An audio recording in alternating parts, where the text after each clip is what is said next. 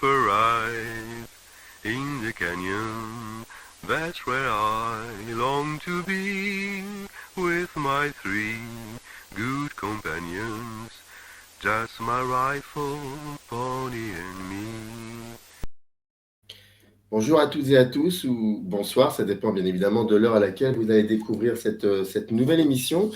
Aujourd'hui, nous allons parler d'un livre, et non des moindres, un livre sur un acteur extraordinaire, un grand acteur, quelqu'un qui peut-être même a été l'un des premiers acteurs modernes de sa génération. Il s'appelait Gary Cooper, et le livre, c'est celui-ci, c'est édité chez Leitmotiv Éditions. Je salue Jean-François Jeunet d'ailleurs pour l'aide apportée à la conception de cette émission. Et ce livre a été écrit par Adrien Lebihan, qui est à côté de moi. Bonjour Adrien Lebihan, comment allez-vous ? Bonjour, je vais bien. Et d'autant mieux que nous sommes au mois de mai pour célébrer le 120e anniversaire de la naissance de Gary Cooper. De Gary Cooper. Et il faut savoir que nous enregistrons cette émission, il est pratiquement 12h15.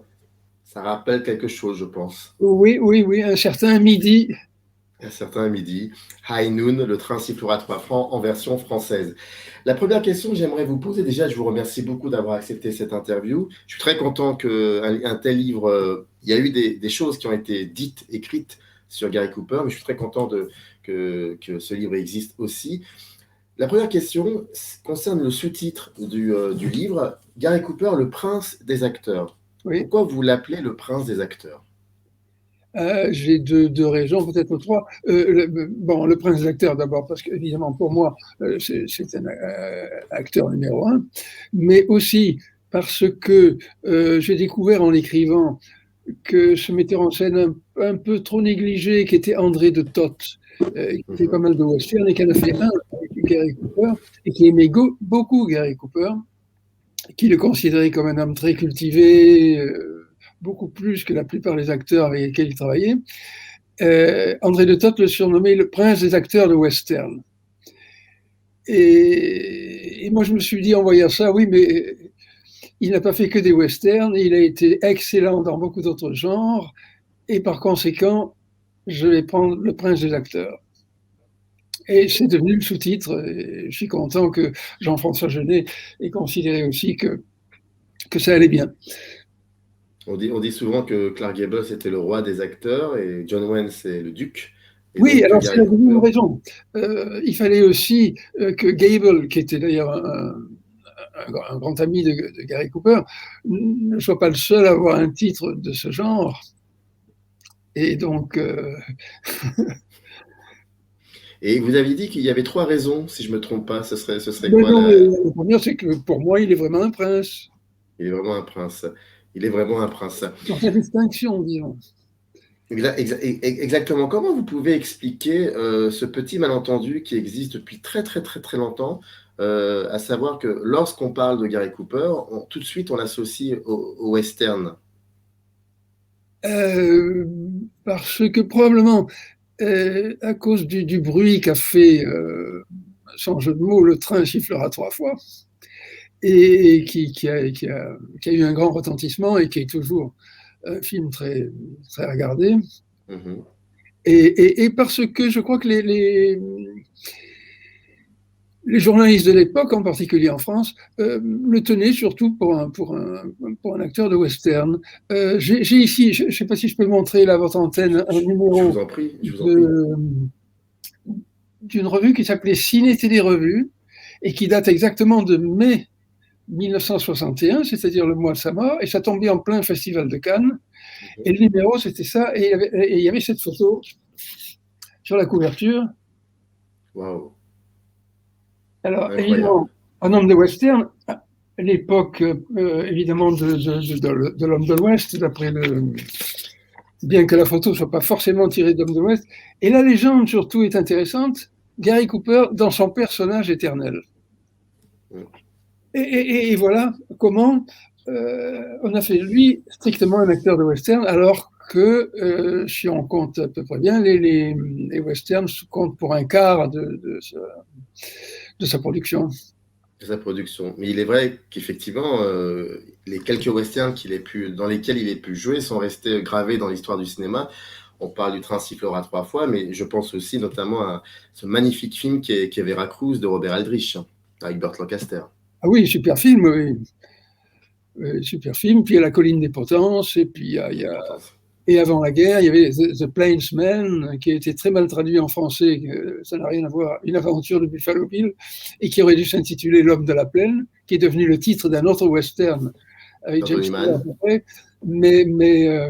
Et puis, et bien entendu, alors pour lui, le grand point d'exclamation, il disait, de sa carrière, ça a été un western quand même.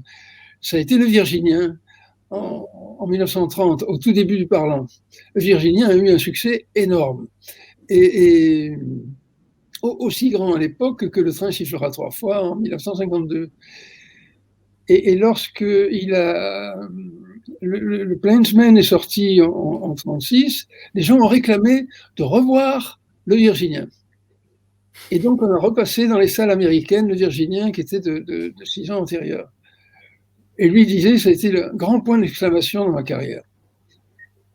Donc, quand même, c'est pas pour rien qu'on me tenait pour un grand acteur de western, bien entendu. Vous vous rappelez, vous, du premier film dans lequel vous avez découvert Gary Cooper? Ça remonte à quand? Je crois m'en souvenir. Alors, la mémoire est très trompeuse en ce qui concerne le cinéma. Vous savez que John Wayne accusait Gary Cooper d'avoir fait un mauvais film avec Le train sifflera 3 fois, parce qu'il disait on ne peut pas laisser tomber et piétiner son étoile de shérif à la fin. John Wayne là-dessus était intraitable. Or, il se trompe, parce que dans le film, il ne piétine pas du tout son image, son étoile de shérif.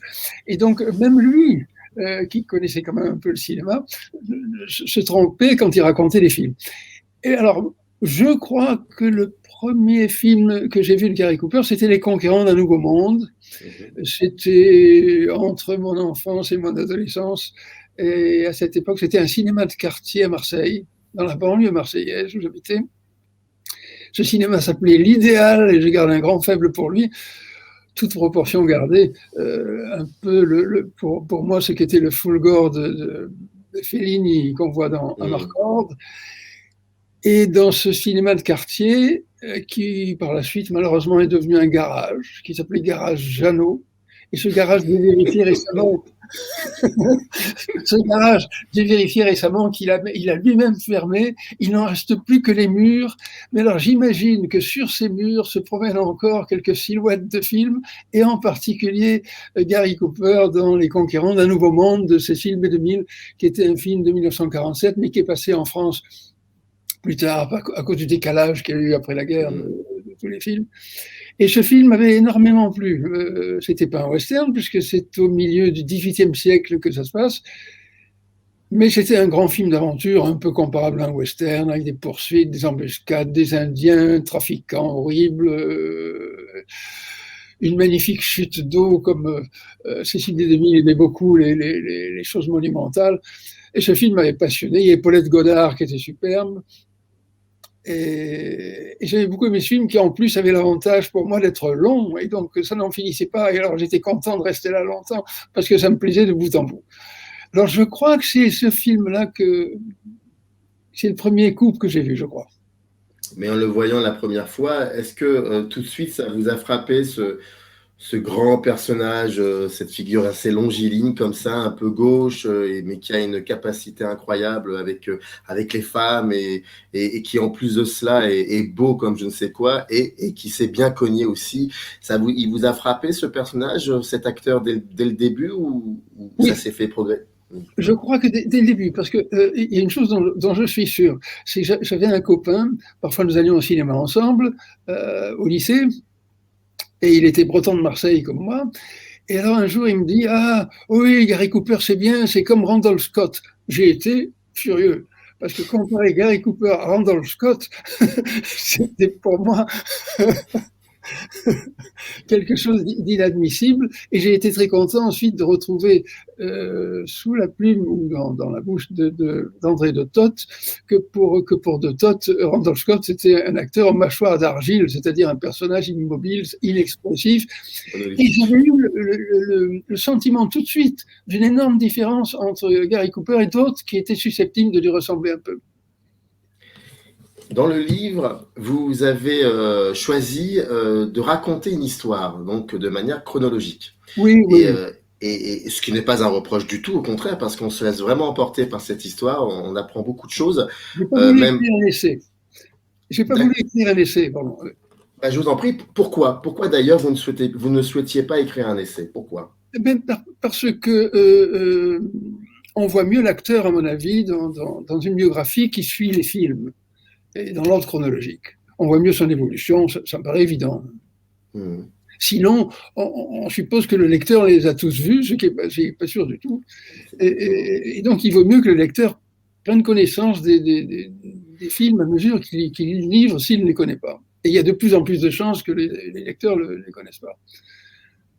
Quand Mais vous avez... excusez-moi de vous avoir interrompu.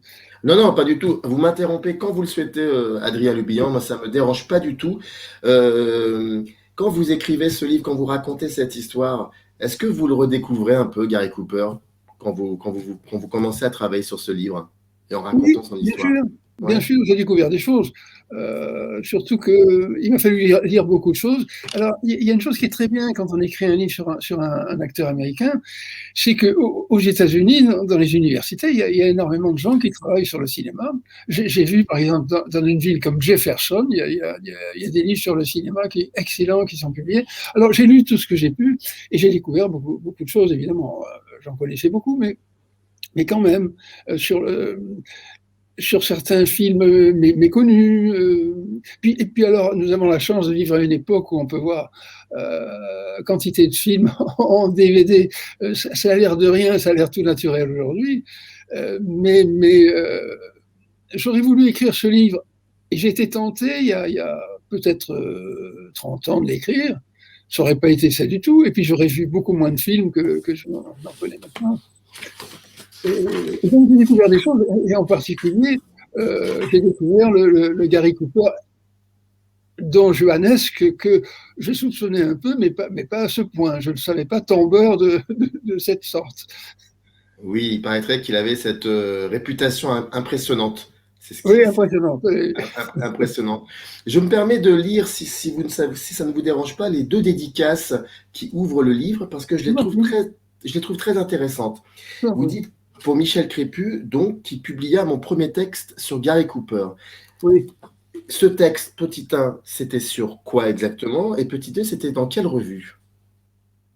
Alors, bon, je connais Michel Crépu, c'est un grand ami depuis longtemps, et à l'époque, il dirigeait la Revue des Deux Mondes. D'accord. Maintenant, il dirige la Nouvelle Revue Française, la NRF. Il dirigeait la Revue des Deux Mondes, et à cette époque-là, j'étais déjà. Ce livre sur Gary Cooper, je le porte depuis très longtemps. Et j'avais, revoyant l'extravagant Mr. Deeds, qui est un film extraordinaire de Frank Capra, de la grande époque, du premier apogée de Gary Cooper, c'est-à-dire les années 35-36, l'extravagant Mr. Deeds, il se trouve, le revoyant à cette époque, il se trouve que j'étais en train de lire Finnegan's Wake de Joyce. James Joyce. De lire, si tant est que quelqu'un puisse un jour dire qu'il a lu Finnegan's Wake, puisque c'était un livre en grande partie illisible. Mais alors, disons que j'ai essayé de lire ce livre en anglais avec la traduction française en arabe parce que je me disais, il faut quand même que je connaisse ce livre. J'aimais énormément Ulysse, mais je ne connaissais pas Finnegan's Wake. Et alors, j'ai été stupéfait de trouver là-dedans des expressions qui venaient de l'extravagant Mr. Deeds. Et alors, je me suis renseigné. Je ne les dévoilerai pas ici, je préfère que les lecteurs les trouvent dans le bouquin. Et donc, je me suis renseigné et j'ai découvert en effet qu'en 1936, Joyce, malgré sa mauvaise vue, il allait quand même au cinéma avec un ami et il s'installait au premier rang pour tout voir. Et comme il était très attentif à tout, mais il a noté ces termes qui étaient dans l'extravagant Mr. Deeds, qui provenaient du scénariste Riskin. Et donc, on trouve trace de Gary Cooper, ce qui est extraordinaire, dans Finnegan's Wake. Et je suis très reconnaissant à Michel Crépu d'avoir publié cet article à l'époque qui s'appelait James Joyce et Gary Cooper, tout simplement. Mais moi, ça ne me surprend pas. Alors, je ne savais pas, je ne connaissais pas cette anecdote, vous me la prenez, mais je ne suis pas surpris que comment dire, des personnalités qui ont œuvré dans la littérature ou dans d'autres figures artistiques, comment je pourrais dire ça? Pas intellectuels, parce que nous sommes tous intellectuels, mais en tout cas, vous voyez ce que je veux dire. Oui, oui, oui. Je ne suis pas surpris de constater que beaucoup de personnes de cette trempe trouvaient Gary Cooper important et intéressant. Et vous le dites dans ce livre, par exemple, Ernest Hemingway, qui était très ami avec Gary Cooper et qui lui trouvait des qualités juste extraordinaires. Et d'ailleurs, Gary Cooper a joué dans Pour qui sonne le glas de Sam Wood avec Bergman, donc il y a un lien aussi avec Hemingway. Donc, ce que vous me racontez, ça ne me surprend pas, en fait. J'ai l'impression que Gary Cooper sensibilisait beaucoup de personnalités provenant de différentes figures artistiques. Alors, j'ai pas pu le prouver, mais je pense que Scott Fitzgerald a eu sûrement un petit entretien avec lui, où Scott Fitzgerald était sûrement impressionné par lui aussi. Puisque Gary Cooper apparaît dans son roman inachevé, Le Dernier Nabab. Exactement. Après, brièvement, mais quand même. Il y en a eu d'autres. Il y a eu Dashiell Hammett qui a fait un scénario pour lui et qui est un des grands maîtres du roman noir. Dashiell Hammett est devenu son ami après ce scénario. On lui avait demandé de faire un scénario spécialement pour Gary Cooper. Et donc, il a fait le film qui s'appelle, en français, j'ai oublié, un film de Mamoulian, qui est un film superbe, un peu méconnu, malheureusement, qui est superbe, un film de gangster où on ne voit pas un seul cadavre. Ce qui est tout à fait contraire à ce qu'on voyait à l'époque. La deuxième dédicace, elle est pour Olivier Mongin, dont l'amitié me réclamait depuis longtemps celui-ci. Alors, je ne sais pas si celles et ceux qui nous regardent savent qui est Olivier Mongin, mais moi je sais qui est Olivier Mongin et je trouve ça assez incroyable. C'est une personnalité que j'aime beaucoup et Dieu sait, ne serait-ce que pour les entretiens qu'il a donné, enfin que Serge Danet lui avait accordé. Donc c'est une personnalité vraiment, c'est une figure très importante, Olivier Mongin, et je voulais quand même le dire. Donc je suis, ça m'a touché. En fait, ces deux dédicaces m'ont touché. C'est pour ça que je voulais en parler avec vous. Gary Cooper, est-ce que il était prédestiné à faire du cinéma? Sûrement pas, mais il y a quand même des petites choses. Bon, il est un des rares acteurs de western à avoir été réellement cowboy. Il y en a eu très très peu. John Wayne n'a été absolument pas, et même il montait assez mal à cheval à mon avis. Mais je ne sais plus qui disait Gary Cooper à cheval, quel spectacle. Mais il a été cowboy dans sa jeunesse, adolescent. Enfin, ses parents avaient un ranch dans le Montana, dans les montagnes rocheuses. Et donc, il a vraiment gardé des bestiaux, il a vraiment chassé des oiseaux, il a vraiment grimpé dans les montagnes, il est vraiment chevauché. Et donc, il y a ça. Il y a peut-être aussi que sa mère a fait de la photographie. Et elle avait un atelier de photographie dans le sous-sol d'un appartement d'une maison qu'ils avaient à Helena. Il est possible que ça ait joué un peu. Mais c'est le hasard essentiellement. Il cherchait un boulot et des copains l'ont ramassé sur une rue d'Hollywood alors qu'il flânait. Et ils lui ont dit, on va vers un studio de la Fox. Et il savait peut-être pas encore très bien ce que c'était. Oui, il savait, puisqu'il dessinait très bien. Et il dessinait même parfois des rideaux de scène pour les cinémas. Pour les cinémas de quartier même, peut-être. Et donc, il y avait du cinéma dans l'air autour de lui. Et alors, ramassé en voiture par des copains qui allaient vers la Fox, il est allé là et il a été engagé. Est-ce qu'il s'est prêté facilement au jeu quand il a commencé à faire de la figuration pendant la période du muet? Est-ce qu'il y a quelque chose... Est-ce qu'il a toujours cru réellement ses capacités d'acteur? Visiblement, il fait ça avec plaisir et sans difficulté. Sauf une fois une difficulté, mais il était déjà acteur à la Paramount sous contrat, mais avant ça, on voit qu'il a pas de mal à ça. Et il le dit lui-même, le plus grand film par lequel il est connu, qui est Barbara, fille du désert, qui est un film muet donc de 1926, si je me souviens bien.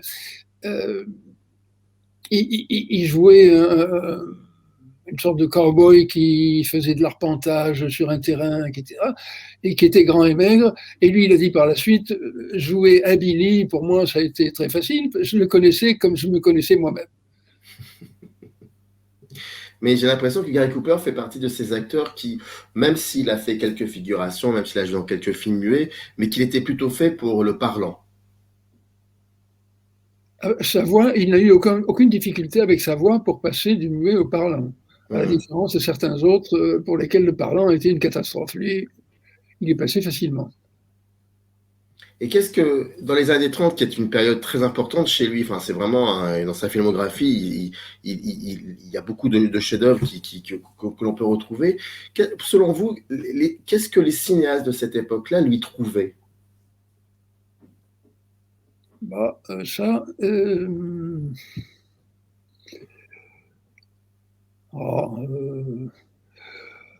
outre la beauté et la distinction du personnage, le naturel, certainement. Le naturel, qui, après le muet, ça a été une grande chose, le naturel, parce que quand on revoit des films muets des films des années 20, on est parfois captivé. Il y a des films magnifiques de cette époque. Le travail que ça a coûté de faire certains films, la quantité de gens qui ont travaillé là-dessus, c'est impressionnant dans les films muets. Les avions de Wings, par exemple, tout ça. Mais on est stupéfait par des mines atroces, quand les gens, des gestes démesurés qu'ils font. Et Gary Cooper, au contraire, apportait, et déjà dès le muet, il apportait une sobriété qui n'était pas caractéristique du muet, sauf peut-être de Louis Brooks. Et je crois que ça a beaucoup joué pour lui, la sobriété. Et d'autant plus qu'avec le parlant, il n'y avait pas besoin de faire trop de gestes parce que les mots disaient beaucoup, et donc la sobriété était un atout supplémentaire. Quand on voit la liste des cinéastes avec lesquels il a tourné dans les années 30, c'est juste impressionnant. Il y a Joseph Van Sternberg, je vais essayer de m'en souvenir, il y a Lubitsch, Hathaway, King Vidor, Howard Hawks, Frank Capra, Billy Wilder. Voilà, exactement. Ça, Billy Wilder, c'est un peu plus tard, je crois, si je ne me trompe pas. Rien. Voilà, c'est ça.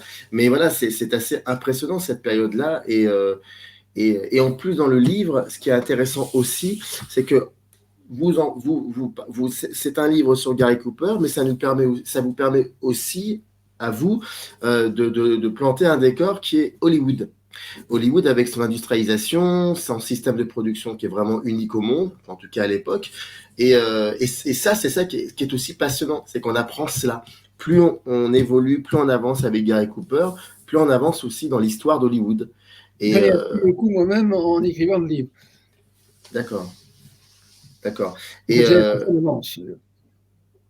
comment, pardon, excusez-moi. Je ne savais pas d'avance. J'ai appris beaucoup de choses sur Hollywood moi-même en écrivant le livre. Qu'est-ce que vous ne saviez pas qu'est-ce que vous avez appris sur Hollywood en écrivant sur ce bouquin, ce que vous ne saviez pas? Oh, j'aurais peut-être pas dû dire ça. Là. Ah. Vous m'avez piégé là. Non. Des querelles entre metteurs en scène, par exemple, les disputes pour s'arracher un acteur.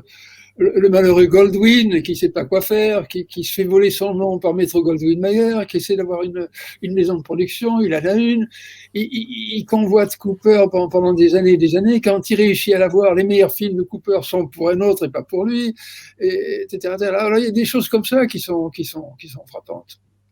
Et puis il y avait aussi une certaine rivalité, mais une rivalité un peu gentille, je veux dire, c'était pas une rivalité terrible, c'était une fausse plus ou moins rivalité entre certains comédiens comme Gary Cooper, James Stewart, un peu plus tard John Wayne, il y avait ou Clark Gable. Il a refusé Autant n'emporte le vent parce qu'il avait dit ce film sera un four et ça me ferait bien rigoler de voir Clark Gable dans un film qui va être un four. Alors ça, je ne sais pas si c'est pas apocryphe. Ce que j'ai trouvé, c'est que Gary Cooper s'est fatigué de toutes les tractations qui ont précédé la production de ce film. ça a été l'extractation à l'infini pour trouver les acteurs, pour trouver les metteurs en scène, considérable. Et je crois qu'il s'est un peu fatigué de ça. Et comme il n'en avait pas tellement besoin, après il a pu dire ou faire dire ou laisser dire autre chose, mais je crois que c'est ça essentiellement. Cela dit, rivalité, ce qui est frappant chez lui, c'est qu'il n'est le rival de personne au cinéma. C'est-à-dire qu'il n'est pas du tout le rival de Gable. Quand on essaie de lancer Cary Grant, et c'était vers 1933, et certains disent c'est parce que Gary Cooper devenait un peu insaisissable, je sais pas, on voulait Gary Cooper laissait entendre que Cary Grant n'était pas pour lui du tout un concurrent. Et dans ses films, il favorise énormément ses partenaires. Il y a une chose qui m'a frappé. Il a été 2 fois dans un film avec Frank Hawthorne.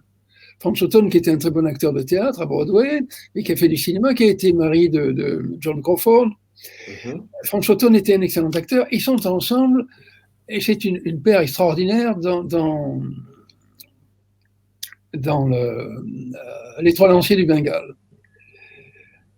Et un jour, Coupe a dit, vous m'enlevez de ce film, il ne change pas. Vous enlevez Frank Hawthorne, le film dégringole. Ça, c'est très rare de trouver un acteur qui dit ça sur un ordre. Et par la suite, Coupe a dit que c'était très dommage que Frank Hawthorne n'ait pas eu une plus grande carrière après Les Trois Lanciers du Bengale, parce qu'il dit que c'était un excellent acteur et il méritait beaucoup mieux. Il n'a pas dû avoir les bons metteurs en scène, il n'a pas dû avoir les bons producteurs. Et voilà. Et aussi, il a eu le tort, Frank Hawthorne, le tort, c'était pas un tort, mais il s'est marié avec John Crawford, il se trouve que Crawford était plus populaire que lui, et ça a peut-être joué contre lui aussi. De cette période-là, si on devait caractériser le jeu de Gary Cooper, en fait, ma question est très simple. Est-ce que le jeu de Gary Cooper a toujours été le même à partir du moment où il a commencé à faire du cinéma jusqu'à son dernier film? Ou est-ce que ça a évolué? Ça évolue parce que y a une nette évolution à partir de la guerre, mais la guerre n'y est, je crois, pour rien. C'est qu'il y a quelque chose de mauvais qui apparaît en lui qui n'était pas là avant. Quelque chose, je crois que c'est Scorsese qui disait, il y a quelques noirceurs en lui qui apparaît. Alors, il n'est pas seulement le bel homme, celui qui défend l'opprimé, comme chantait Eddie Mitchell dans la dernière séance. Mais non, il est, à partir après la guerre, il est un personnage qui a pu être un assassin, qui a pu faire du mal, etc. Et alors, sa grande difficulté, mais il la surmonte, c'est que son visage ne dit pas ça. Et donc, on a parfois du mal à l'imaginer commettant des crimes, mais il y a des scénarios qui sont tels qu'il a commis des crimes, il a été souvent déserteur, etc. Et si Tavernier dit de lui, c'est un acteur miraculeux, Tavernier, il y a un entretien magnifique avec Tavernier dans le DVD qui accompagne le DVD français de L'Homme de l'Ouest. Ouais. Et c'est là que, je crois que c'est là que, et Tavernier avoue que, il dit s'il a vraiment voulu faire du cinéma, c'est parce qu'il avait envie un jour de rencontrer Gary Cooper. Ça, c'est dès sa jeunesse. Et ensuite, il dit un acteur miraculeux. Et pourquoi il dit ça? Il dit ça à propos d'une scène de L'Homme de l'Ouest, qui est vraiment en effet extraordinaire. Dans L'Homme de l'Ouest, le train dans lequel il voyage, il est ancien bandit, recherché par la police locale, mais il est maintenant marié avec une institutrice, et il a changé sa vie, etc. Mais le hasard veut que le train soit attaqué, que l'argent pour engager l'institutrice lui soit volé par les bandits, et il se doute qu'il a été attaqué par les gens de la bande à laquelle il a appartenu avant. Et alors, avec Julie London, l'actrice chanteuse qui est sa partenaire dans ce film, et un autre personnage, il les conduit vers une cabane où il sait qu'il peut trouver l'argent, parce que là se trouve le chef de bande et cette bande. Et alors, la scène à laquelle fait allusion Tavernier, c'est il ouvre la porte, ou quelque chose comme ça, et il dit, il y a sur son visage tout le passé coupable de cet homme, et en même temps, il y a tout l'espoir de retrouver, enfin, je change un peu les propos de Tavernier, mais un peu tout ce qui va se passer ensuite apparaît un peu là, et tout le passé de ce personnage, alors qu'il ne dit rien, il y a juste son visage à la porte, et c'est pour ça qu'il dit c'est un acteur miraculeux. Et ça il l'avait pas avant la guerre. Est-ce qu'il y a son travail, parce qu'il a constamment travaillé pour se perfectionner. Constamment, il est même allé à des cours de théâtre, disons pour y assister, pas forcément pour apprendre directement des choses, mais des cours de Jeff Corey, qui était un très important formateur d'acteurs d'Hollywood, qui était lui-même un grand acteur de théâtre, acteur secondaire au cinéma. Corey raconte ça, il venait très, très modestement assister à mes cours, il n'intervenait pas pour pas m'influencer, pour pas que son nom gêne quoi que ce soit, et il s'est perfectionné tout le temps. C'est impressionnant ça. Mais ces personnages assez noirs, enfin, qui avaient une certaine noirceur et donc il les choisissait, est-ce qu'il y aurait un lien avec ce qu'il a vécu plus ou moins frontalement la période du macartisme et de la commission des activités anti-américaines, le fait qu'il a dû témoigner. Enfin, est-ce qu'il y a un lien avec cela? Quelque chose a changé en lui ou Non. Ça coïncide chronologiquement, mais non. Il est convoqué pour témoigner à. Oui, mais vous en parlez beaucoup dans le livre. C'est quelque chose qui est important. Il y a beaucoup de malentendus là-dessus. Par exemple, Jane Fonda dit qu'il a dénoncé des gens, ce qui est un mensonge effroyable. Jane Fonda était spécialiste des mensonges, mais elle aurait pu, par son père, savoir que c'était pas vrai. Et elle aurait pu le savoir aussi par Norman Mailer, qu'elle a connu. Et Norman Mailer rend un hommage extraordinaire à Gary Cooper en soulignant, à propos de la commission, justement, la décence de Gary Cooper. Non, il a été convoqué là.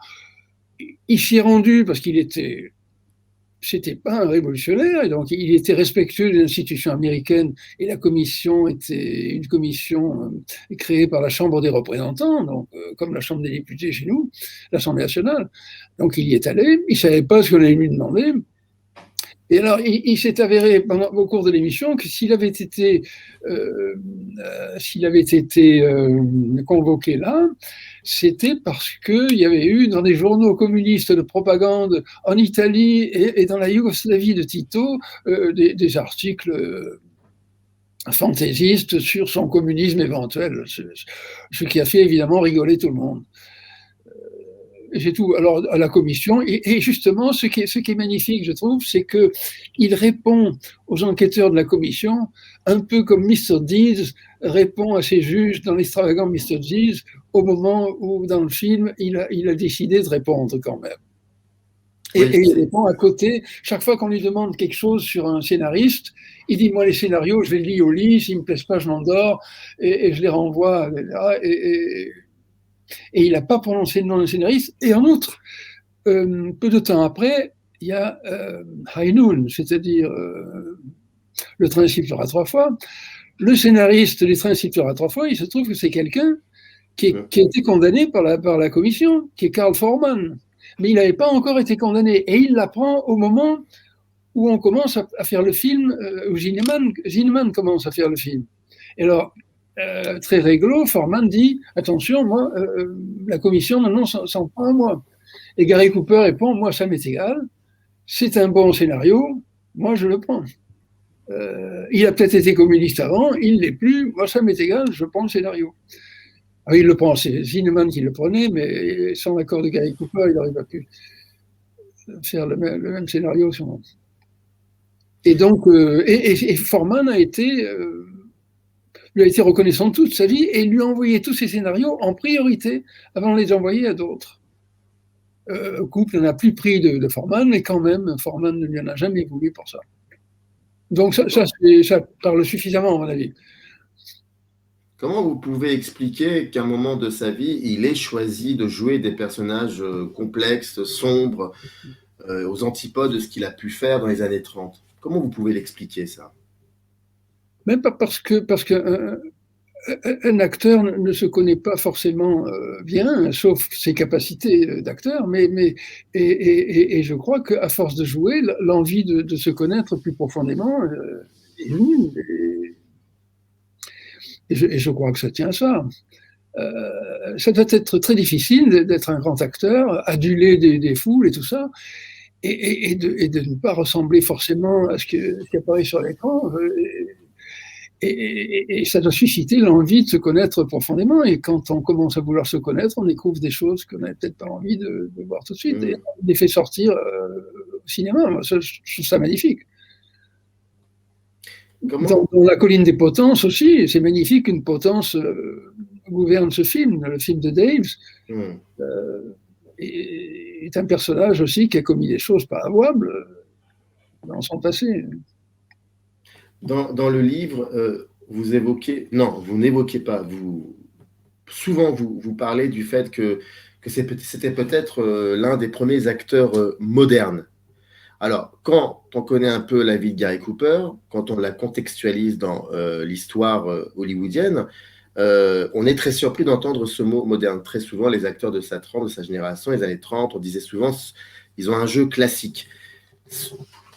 Qu'est-ce que cela veut dire lorsque vous dites moderne, que c'était peut-être l'un des premiers acteurs modernes? En quoi il était moderne, cet acteur? Je vous dis d'abord que celui qui m'a soufflé l'expression, c'est un écrivain que j'aime énormément, qui est un écrivain peu lu, mais que j'aime beaucoup, qui est Georges Perros. Et dans ses papiers collés, Georges Perros connaissait beaucoup le cinéma. D'abord parce qu'il connaissait le théâtre, il avait été acteur de théâtre, et il a abandonné, mais il était grand ami de Gérard Philipe. Et il a écrit, parce qu'il gagnait sa vie avec des notes de lecture, soit pour la Gallimard, soit pour Jean Villard, pour le TNP, et des notes de lecture. Et donc, dans ses papiers collés, il y a tout d'un coup, entre parenthèses, une remarque, alors qu'il parle de théâtre, et il dit, moi, au théâtre, maintenant, et ça doit être vers le début des années 60, ça.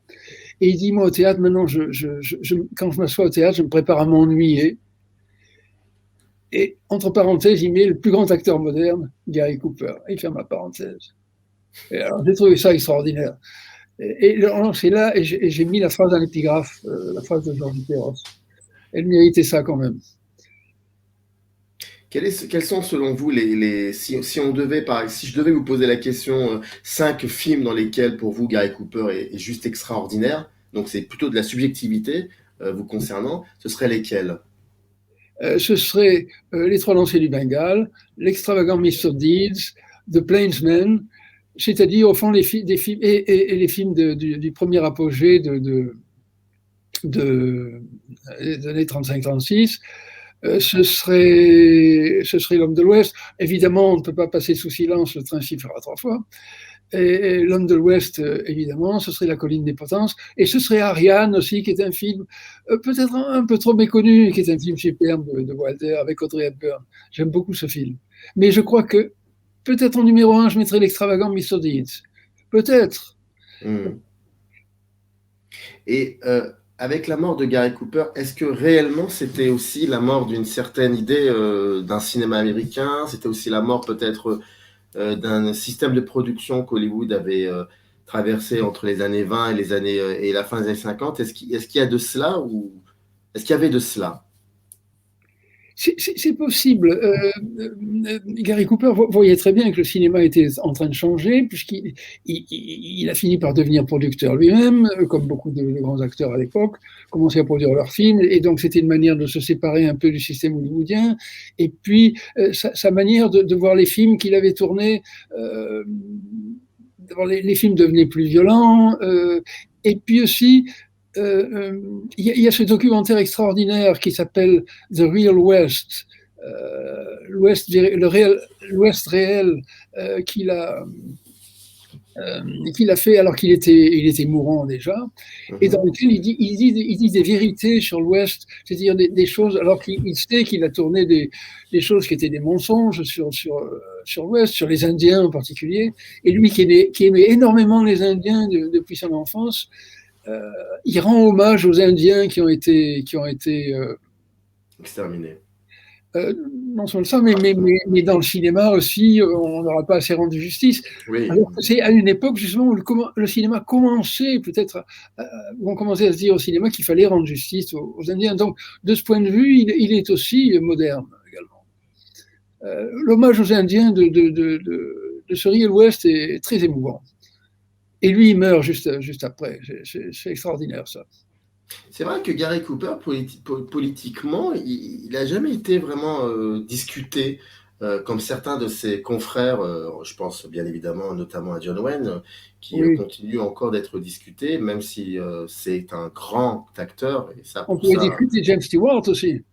Pardon? James Stewart était penché plutôt du côté John Wayne que du côté Gary Cooper de ce point de vue. Stewart. Oui, oui, exactement, exactement.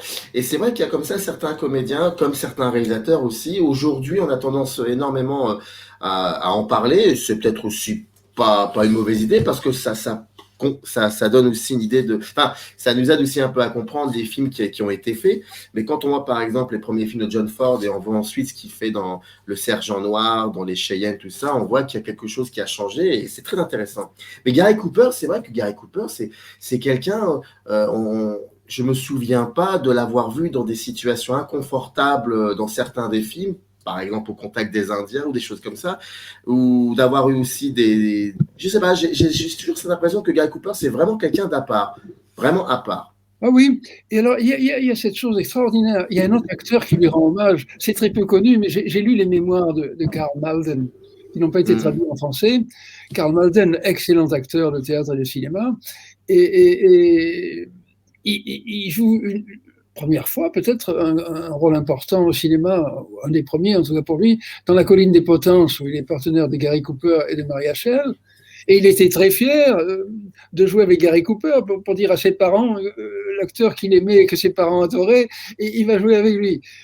Et il se trouve que Delmer Daves tombe malade, est hospitalisé vers la fin du tournage du film, et Gary Cooper, qui était coproducteur, dit à Malden, écoute, tu remplaces Daves. Malden se trouve dans l'obligation de diriger Gary Cooper, l'acteur qu'il admirait dans son enfance, et ça s'est passé comme sur des roulettes. C'est-à-dire, Malden dit, je jouais la scène avec Maria Schell, Gary Cooper me regardait, et ensuite il prenait ma place, et il jouait. C'est extraordinaire. Il y a une anecdote aussi que j'aimerais bien que vous racontiez concernant Richard Widmark. Richard Widmark qui raconte cette anecdote avec Gary Cooper où il y a cette scène où ils sont allongés. Oui. Je vous la laisse raconter, elle est vraiment pas mal celle-là aussi. Oui, c'est dans Le Jardin du Diable. Ils sont allongés. Il y a Gary Cooper, il y a Richard Widmark, il y a Cameron Mitchell. Et puis il y a la magnifique Susan Hayward qui tourne autour, qui leur a tendu une espèce de piège en les emmenant chercher sauver son mari dans une mine d'or, mais sans leur dire que c'était un moment dangereux pour les Indiens. Et alors ils sont là couchés, et Gary Cooper avait l'habitude pendant les tournages, quand c'était pas son tour, il s'allongeait, il dormait. Il faisait les siestes constamment. Et ça arrive d'ailleurs dans le tournage d'Ariane aussi, il s'endort, et il faut le réveiller. Et alors là, ils s'endorment, et Widmark est couché à côté de lui, par terre, là, ils sont dans la nature, et c'est au Mexique, et tout d'un coup, Hathaway dit, allez, on tourne. Alors, Widmark est prêt, et Coupe n'a rien entendu, il dort, et Widmark dit, Coupe, on tourne. Coupe ouvre les yeux, se réveille, et dit sa réplique. Et Widmark dit ça. Personne n'est capable de faire ça comme lui. Le prince. C'est un prince. C'est le prince des acteurs. C'est le prince des acteurs. Merci beaucoup, Adrien Rubillon. Je rappelle, Gary Cooper, le prince des acteurs, c'est édité chez Leitmotiv. C'est une maison d'édition extraordinaire. Et bien évidemment, le livre est extraordinaire. C'est raconté de main de maître. C'est une très belle histoire et je vous invite ardemment à vous le procurer. Le lien qui renvoie à la page où vous trouverez ce livre est dans le descriptif de cette vidéo. Comme ça, vous pourrez vous le procurer. C'est vraiment un plaisir. Les vacances d'été vont arriver bientôt. Je pense c'est intéressant de lire ça sur la plage. C'est passionnant. Et puis surtout, ça donne surtout envie de revoir ou de voir les films dans lesquels Cooper a joué. Merci beaucoup, Adrien Lubian, d'avoir été patient et d'avoir été très généreux dans vos propos. C'était un plaisir de vous écouter, en tout cas. Merci infiniment à vous. Je vous en prie. Générique, c'est reparti. Ah, d'ailleurs, je voulais juste dire une petite chose, c'est que je trouve ça très drôle que le générique renvoie à Rio Bravo, qui était une réponse de Howard Hawks, qui détestait le train sifflera trois fois. Mais donc, je peux rappeler une chose? Je vous en prie, allez-y. C'est Gary Cooper qui avait été pressenti par John Ford pour jouer dans La Chevauchée Fantastique, le film qui a lancé John Wayne. Ah, oui, c'est vrai. Et si John Ford n'a pas pris Gary Cooper, et c'est Ford qui l'a regretté, c'est parce que Gary Cooper était trop cher à l'époque et John Wayne n'était pas cher. Ça tient à ça, hein, l'histoire du cinéma. À ça. Voilà. Très bonne journée à vous, Adrien Lubian. Merci beaucoup. À vous aussi. Générique. C'est parti. Upper eyes in the canyon, that's where I long to be, with my 3 good companions, just my rifle, pony and me.